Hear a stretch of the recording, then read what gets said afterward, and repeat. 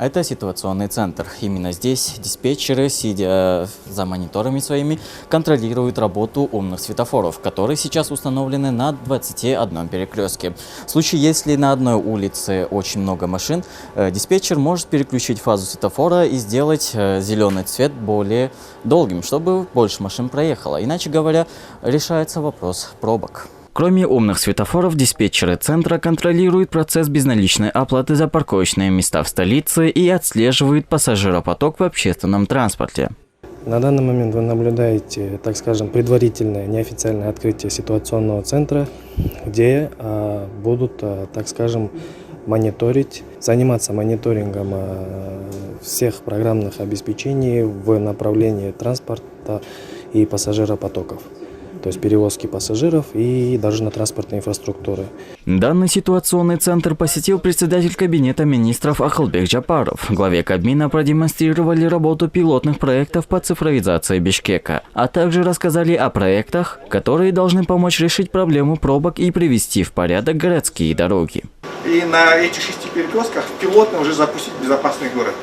Мы после поставки оборудования полагаем в течение 2 месяцев уже реализовать. Проблему наведения порядка в столице обсудили и на заседании Бишкек глав архитектуры. Главе Кабмина отчитались о проделанной работе, представили проекты и планы на будущее. Инфраструктура даяр.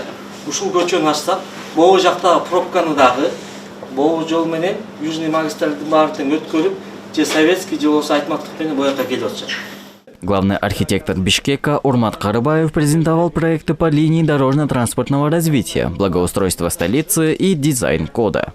Один из крупных проектов мы сегодня обсудили, это МГЭК-резерве, это трудовой резерв, который в настоящее время ведется уже работа. Эскизный проект все подготовлен, сейчас работа идет над рабочими проектами, которые части, а также идет большая работа над новым ипподромом, который будет строиться. Но в настоящее время тоже там идет работа по организации временной ипподрома.